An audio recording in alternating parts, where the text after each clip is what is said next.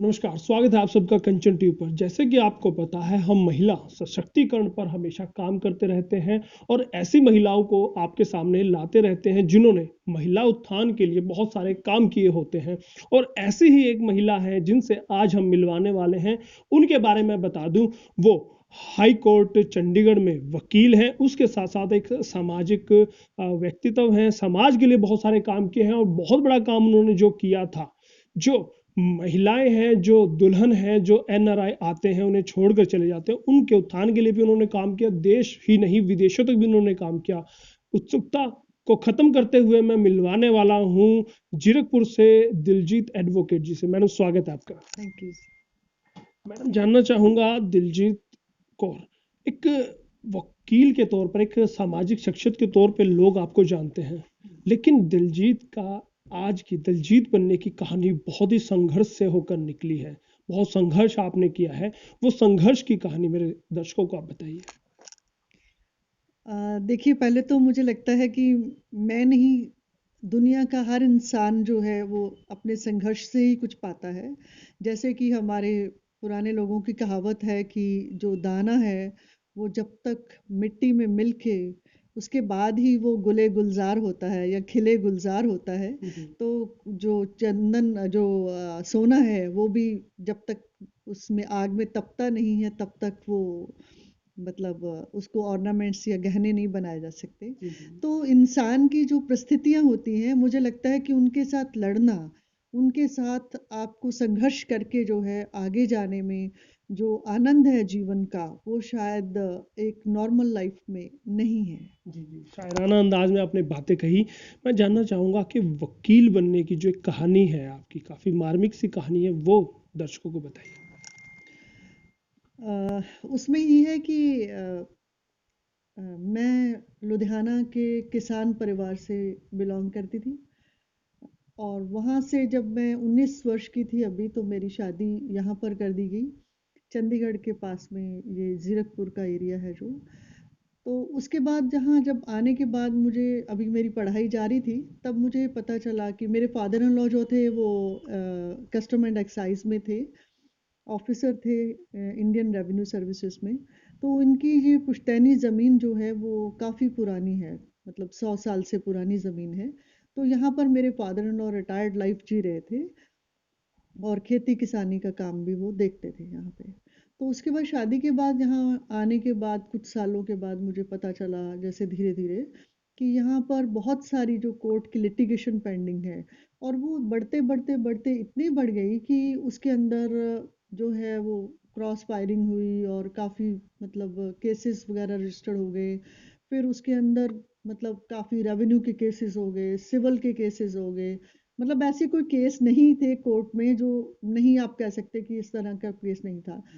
तो फिर मुझे लगा कि मुझे इंसाफ तो चाहिए, और मेरे जीते जी चाहिए। मेरे बच्चों को मैं उनकी विरासत में जो है ये लिटिगेशन दे के नहीं जाऊंगी कि वो बड़ा सा थैला उठाए हुए, बैग उठा के कोर्ट में जाएं और वो कहें कि हाँ, मेरे जो दादाजी थे या जो मेरी मदर थी उनकी भी ज़मीन हुआ करती थी। फिर वहाँ पर जो है 3 साल की लॉ करी, और तब फिर उसके बाद मैंने लॉ की अपनी डिग्री हासिल की, फिर हमने अपनी ज़मीनें वापस पाई। कहीं कह बैठे सकते हैं कि जो आपका दर्द था, तब आपने दुनिया में भी वो दर्द देखा, जो दुखी थे, फिर आप उनकी मदद के लिए निकल पड़े। हाँ, ऐसा कह सकते हैं कि तब मुझे लगा कि मेरा दर्द तो कम है। जी। मैंने ऐसे लोग देखे जिनकी ज़मीनें जा चुकी थी, जिनके दादा की ज़मीनें थी, और वो अभी तक लड़ रहे थे। तो वही वही मैं जानना चाहता था, क्या फिर आपने लोगों के हकों की लड़ाई लड़नी शुरू हाँ, की, तो उनको फिर हक दिलाने शुरू किए?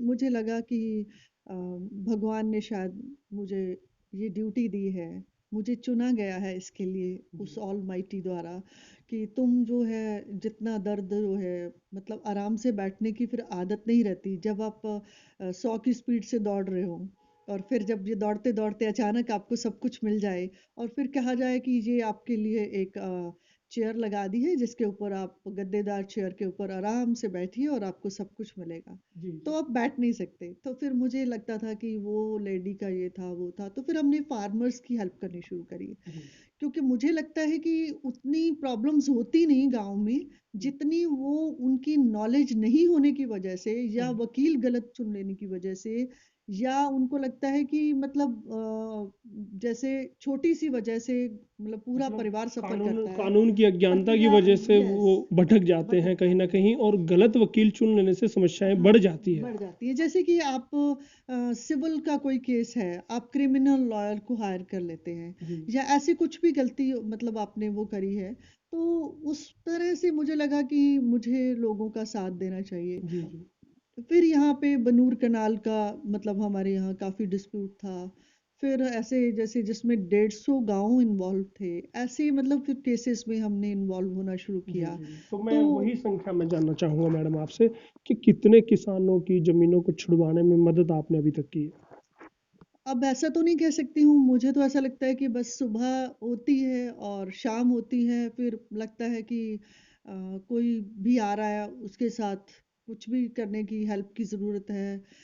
हमारे पास 3-4 तरह के लोग आते हैं, जैसे कुछ लोग होते हैं जो आपको आपकी मनचाही फीस देते हैं और कुछ लोग होते हैं वो कहते हैं जी हम तो सिर्फ आपको जो है लिटिगेशन चार्जेस जैसे कि टाइपिंग का है ये वो चार्जेस दे सकते हैं। और कुछ लोग ऐसे भी होते हैं जो कहते हैं जी मुझे किराया भी चाहिए। और कुछ ऐसे भी होते हैं जिनका बच्चा बीमार है, हॉस्पिटल में है या उनकी कुछ और प्रॉब्लम्स हैं, तो हम उनको उस तरह से हेल्प कर जी, सकते हैं। इसी सवाल पर आना चाहता था।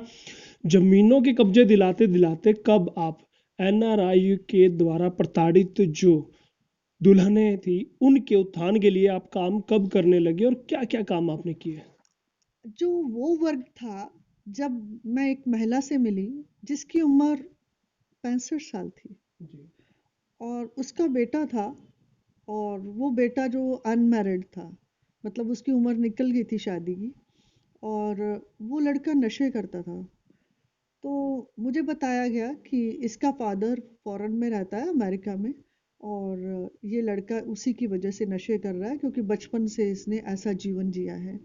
फिर एक मुझे महिला मिली जो टीचर थी, उसको पारा दे दिया गया था।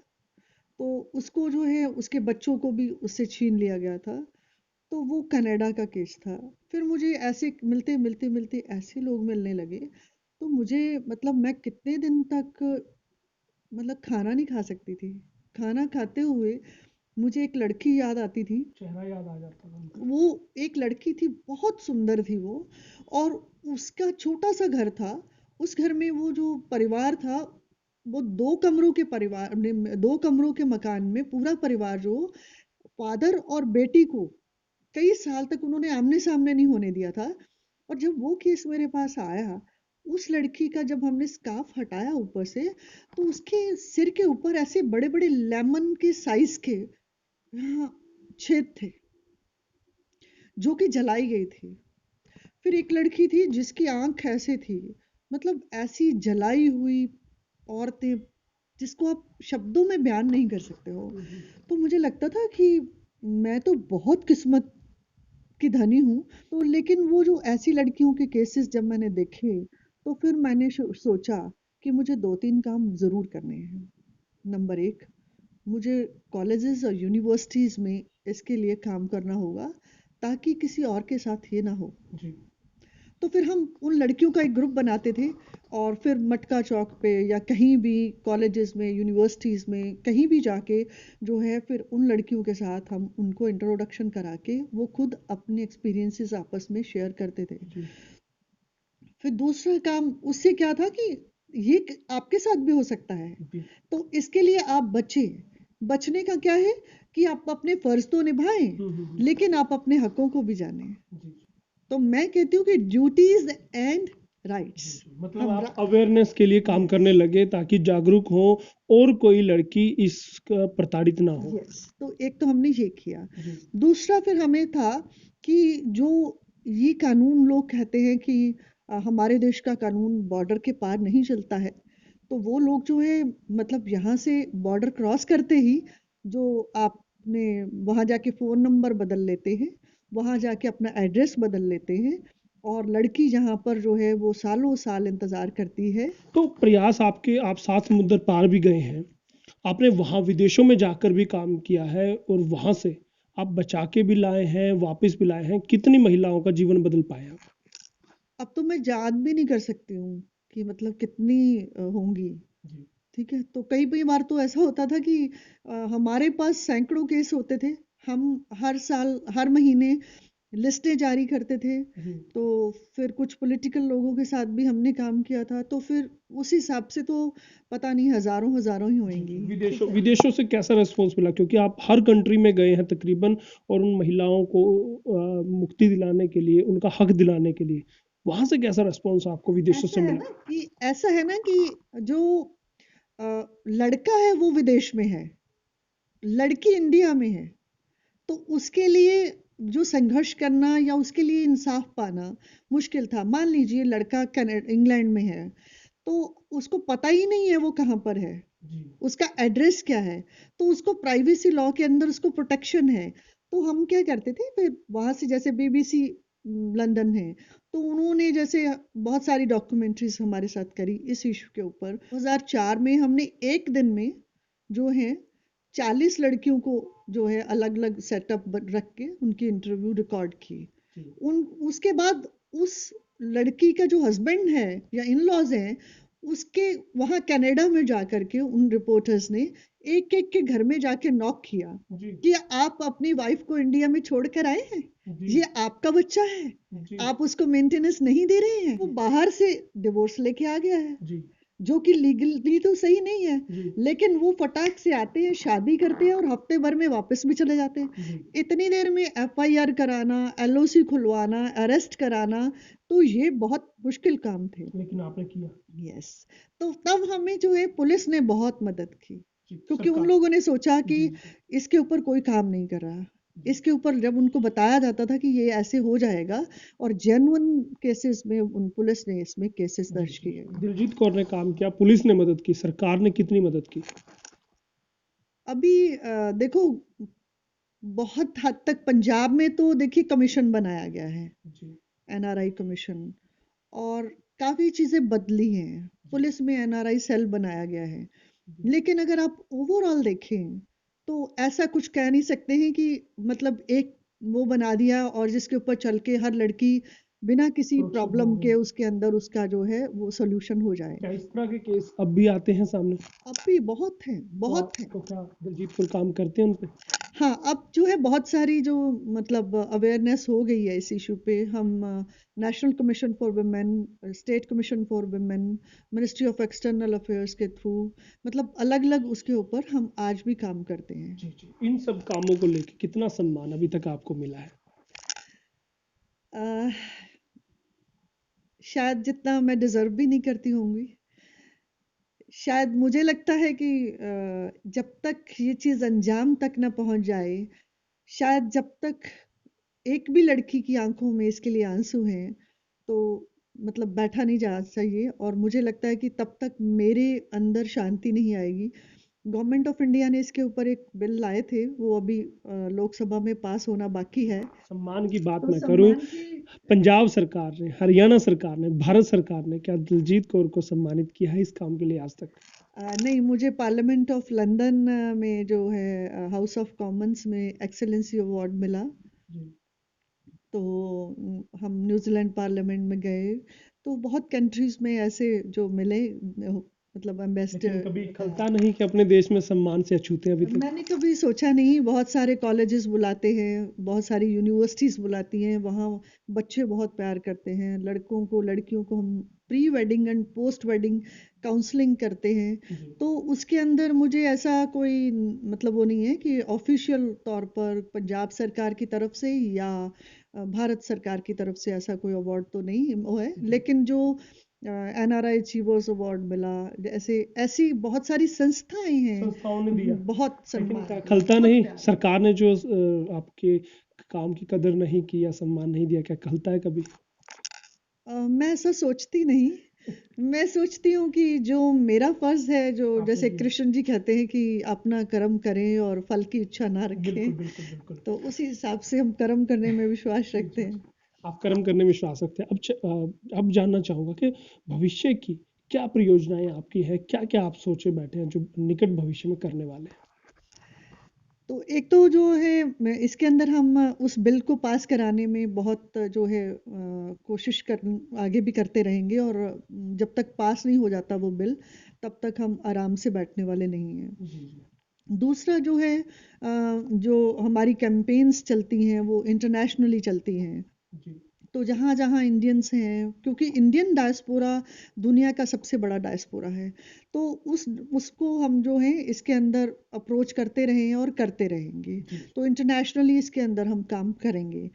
सम्मान जो है इस दुनिया में सबसे बड़ी चीज़ है। जी जी तो मुझे लगता है कि जब तक जो औरतों के सम्मान की बात है, जो वो है उसकी लड़ाई हम लगातार लड़ते रहेंगे। तो इसी पक्ष में जो है फार्मर्स एंड जो मेरा है वुमेन, चाहे वो एसिड अटैक वुमेन हो, जैसे मुझे बहुत खुशी होती है बताने में कि एक लड़की है रूबी। जी तो आई यूज टू से शी इज़ माई रूबी। तो मेरा वो ऑर्नामेंट है। वो क्यों? क्योंकि जब उसको लगता था ये दुनिया खत्म हो गई है, पर वो लड़ना चाहती थी अंदर से। तो अब वो कैनरा बैंक में जो है एम्प्लॉय है। तो उसको 5 साल लगे उस स्थिति से निकल के जॉब तक पहुंचने में। तो मुझे मतलब इतनी अंदर से वो है कि उस लड़की के लिए अच्छी मतलब शुभकामनाएं हैं। तो ऐसे जो जो लोग पीड़ित हैं, प्रताड़ित हैं, उनके लिए काम करना मेरा जो है जीवन का लक्ष्य है। जी और जो सबसे बड़ा मेरा ड्रीम प्रोजेक्ट है, अगर कोई चीज़ में नहीं बदला है तो वो बदलाव है जुडिशरी सिस्टम जो है हमारा, जी जो कोर्ट्स का सिस्टम है।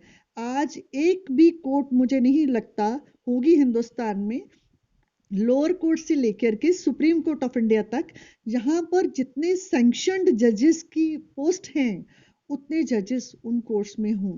जी लाखों हजारों नहीं, करोड़ों के हिसाब से जो है हमारे वहाँ पर केसेस लंबित पड़े हुए हैं। जी और जो केसेस सिविल केसेस हैं जो वो मतलब अभी तक 1980 के भी पेंडिंग पड़े हैं। तो इसी तरह से अगर कोर्ट जो जुडिशियल सिस्टम है वो अगर सबकी अप्रोच में हो जाए, जी तो ऐसा कुछ हम चाहते हैं कि ये जो जुबलियां मनाती हुई फाइलें हैं वो कोर्टों से गायब हो जाएं। मतलब कि सबको इंसाफ मिल जाए, क्योंकि इंसाफ मिले बगैर जो लोग जी रहे हैं उनसे पूछ कर देखिए कि इंसाफ ना मिलना और उसी तरह दुनिया से चले जाना, ये कितना बड़ा दर्द होता है। इसीलिए मैंने कहा कि सम्मान की लड़ाई सबसे बड़ी लड़ाई होती है, जी वरना जीना इंसान और जानवर का बराबर है। जी जी बिल्कुल।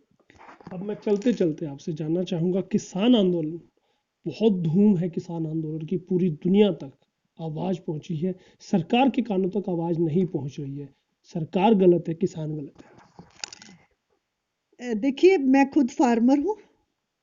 आप एक अलग से प्रोग्राम बनाइए जिसके अंदर हम इसके ऊपर चर्चा कर सकते हैं जी कि कहाँ पर खामियां हैं, कहाँ पर कमियां हैं, क्यों इन चीज़ों के लिए जो है इतने किसान अपनी मतलब उस वहाँ ठंड में हर तरह से कष्ट झेल रहे हैं।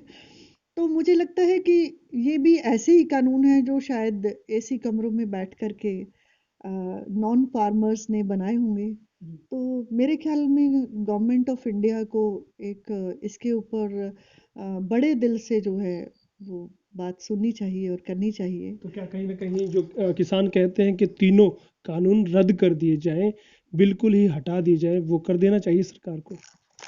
देखिए, लोकतंत्र क्या है? By the people, for the people. जी ठीक है। तो लोगों के लिए, लोगों के द्वारा द्वारा चुनी हुई, और मतलब वो क्या है, for the welfare of the जो वहाँ के सिटीजन हैं, जी उन्हीं के लिए तो सरकार होती है। तो अगर उनको लगता है कि ये चीज़ नहीं सही हुई है, वो चीज़ जो है उनको सुननी चाहिए। एटलीस्ट मैं ये तो मानती हूँ, आप देखिए फार्मर्स ने आज तक, जब से आज़ादी हुई है, मेरे ख्याल 73 4 इयर्स हो गए हैं जब 1947 से, तो तो अब तक मिनिमम सपोर्ट प्राइस पे उन्होंने वो किया है। जी। ठीक है, आज अगर वो कह रहे हैं कि मिनिमम सपोर्ट प्राइस की बात कर रहे हैं तो इसमें क्या बुराई है? जी। क्या मुझे हक नहीं है कि मैं अपनी जो है प्रोडक्ट के ऊपर खुद की कम कीमत। से कम, अपनी कीमत तो लगाने की बात ही भूल जाए, जी। कि कम से कम भी मैं उसके ऊपर अपने लिए वो अपनी कीमत मांग सकूं, जिसके अंदर मेरी मेहनत का मोल तो हो, जिसके अंदर मेरी लागत का मोल तो हो। जी। तो ये कानून बनाने में मेरे ख्याल है कोई हिचक होनी नहीं तो चाहिए। सीधे से शब्दों में आप यही कहना चाहेंगे कि सरकार को किसानों की बातें मान लेनी चाहिए। अब आप जो है अगर ऐसे कहेंगे तो मेरे ख्याल तो कोई खास इसमें है नहीं। जी, बिल्कुल, बिल्कुल, बिल्कुल, ठीक बिल्कुल। है, और मोदी जी बहुत पॉपुलर रहे हैं, जी, तो मैं तो खुद उनके लिए सपोर्ट वो करती रही हूँ लाइफ में कि नहीं, इन्होंने रीमेक हो रहा है इंडिया। जी, जी, लेकिन इस तरह से अगर लोग, लाखों नहीं करोड़ों लोग उसकी मांग कर रहे हैं, मतलब एटलीस्ट वो उनको बिठा करके बात तो करें। जी, बिल्कुल, बिल्कुल, बिल्कुल, बिल्कुल। देखिए, किसानों का मुद्दा बहुत लंबा चल जाना है और लंबी बात हम यहाँ किसानों की नहीं करने वाले और इस पर वीडियो हम दोबारा से बनाएंगे। तब हमारे पैनल में दिलजीत कौर भी होंगे और हम एक लाइव डिबेट भी कराने वाले हैं। लेकिन इस बार बहुत बहुत धन्यवाद मैं करना चाहूँगा कंचन टीवी से बात करने के लिए। मैं भी आपका आभार व्यक्त करती हूँ आपको जी, कि आपने मुझे समय दिया और मेरे से बात करी। जी, थैंक यू।